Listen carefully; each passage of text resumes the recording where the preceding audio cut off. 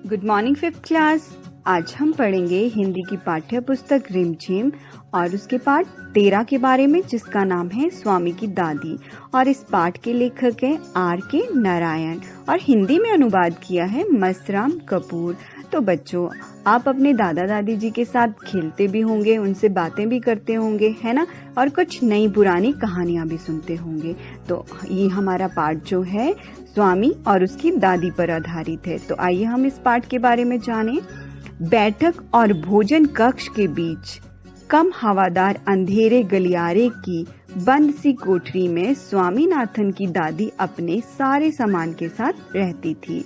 उनका सामान था 5 दरियां, 3 चादरों, 5 तकिए वाला भारी भरकम बिस्तर, पटसन के रेशों का बना एक वर्गाकार बक्सा और लकड़ी का एक छोटा बक्सा जिसमें तांबे के सिक्के, इलायची, लौंग और सुपारी पड़े रहते थे। रात के भोजन के बाद स्वामीनाथन दादी के पास उनकी गोद में सिर रखे लौंग इलायची की गंध भरे वातावरण में अपने को बहुत प्रसन्न और सुरक्षित महसूस कर रहा था। बड़ी प्रसन्नता से भरकर वह बोला, ओहो दादी, तुम नहीं जानती राजम कितनी ऊंची चीज है। उसने दादी को राजम और मणि की पहले दुश्मनी और फिर दोस्ती की कहानी कह सुनाई।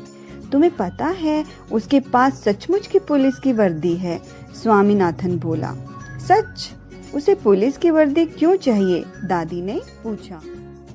उसके पिताजी पुलिस अधीक्षक हैं। वह यहाँ की पुलिस के सबसे बड़े अफसर हैं। दादी काफी प्रभावित हुई। उनका सच में काफी बड़ा दफ्तर होगा, उन्होंने कहा। फिर उन्होंने उन दोनों को कहानी सुनानी शुरू की। जब स्वामीनाथन के दादा रोबदार सब मजिस्ट्रेट थे, जिनके दफ्तर में पुलिस वाले कांपते हुए खड़े रहते थे। उनके डर कर खूंखार से खूंखार डाकू तक भाग खड़े होते थे। स्वामीनाथन अधीर होकर उनकी कहानी खत्म होने का इंतजार करने लगा, लेकिन दादी बोलती ही गई, इधर उधर भटकती हुई और अलग अलग समय पर घटी घटनाओं को गड़मड़ करती हुई। बस काफी है दादी, उसने रूखे स्वर में कहा। मैं तुम्हें राजम के बारे में कुछ बताना चाहता हूँ। जानती हो उसे गणित में कितने नंबर मिलते हैं? सारे नंबर मिलते होंगे, है ना? दादी ने पूछा। अरे नहीं, उसे 100 में से 90 मिलते हैं। चलो अच्छा है, लेकिन तुम्हें भी मेहनत करके उसकी तरह नंबर लेने चाहिए। तुम्हें पता है तुम्हारे दादा कभी कभी ऐसे उत्तर लिखते थे कि परीक्षकों को भी चकित कर देते थे। किसी सवाल का जवाब देने में दूसरों के मुकाबले 10वां हिस्सा वक्त लेते थे और फिर उनके जवाब इतने शानदार होते थे कि कभी कभी उनके अध्यापक उन्हें 200 नंबर तक दे देते थे। जब उन्होंने MA किया तो उन्हें इतना बड़ा मेडल मिला था।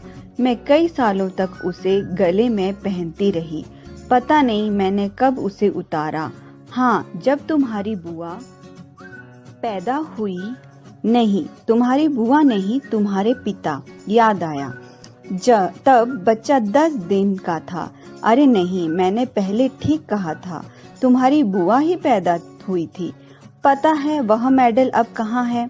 मैंने वह तुम्हारी बुआ को दिया और उस बेवकूफ ने उसे गलवाकर 4 चूड़ियां बनवा ली, और वह भी इतनी मामूली सी चूड़ियां कि मैं हमेशा कहती रहती हूँ कि हमारे परिवार में उस जैसा महामूर्ख कोई नहीं। और अब बस भी करो दादी, तुम बेकार ही पुरानी कहानियां सुनाती रहती हो।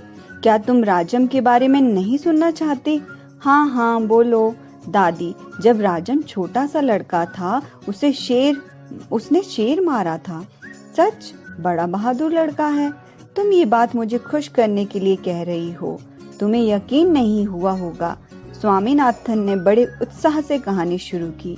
राजम के पिता एक जंगल में डेरा डाले हुए थे। राजम उसके साथ था।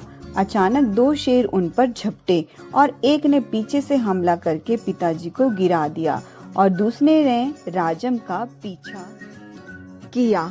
राजम एक झाड़ी के पीछे छिप गया और वहीं से गोली चलाकर शेर को मार डाला। दादी, क्या तुम सो गई?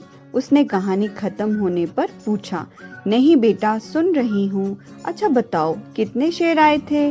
2 शेर राजम पर झपटे थे, दादी ने जवाब दिया। स्वामीनाथन दादी के गलत जवाब से चिढ़ गया। मैं तुम्हें इतनी जरूरी बात बता रहा हूँ और तुम नींद में ना जाने क्या क्या उल्फा जुलूल कल्पना किए जा रही हो। अब मैं तुम्हें कुछ नहीं बताऊंगा। मैं जानता हूँ तुम क्यों ऐसे कर रही हो। तुम राजन को पसंद नहीं करती। नहीं नहीं, वह तो बहुत प्यारा लड़का है, दादी ने बड़े विश्वास से कहा। उन्होंने राजम को देखा तक नहीं था। स्वामीनाथन खुश हो गया। दूसरे ही क्षण उसके मन में एक नया संदेह पैदा हुआ। दादी, शायद तुम्हें शेर की कहानी पर विश्वास नहीं हो रहा है। मैं एक एक शब्द पर विश्वास करता हूँ, दादी ने स्वर में मिठास भरकर कहा।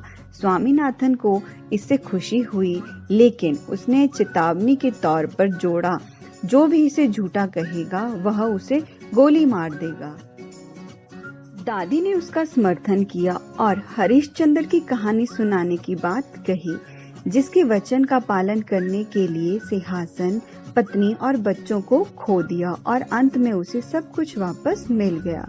उसने कहानी आधी ही सुनाई थी कि स्वामीनाथन खर्राटे लेने लगा। दादी भी रुक रुक कर बोलने लगी, फिर वह भी सो गई।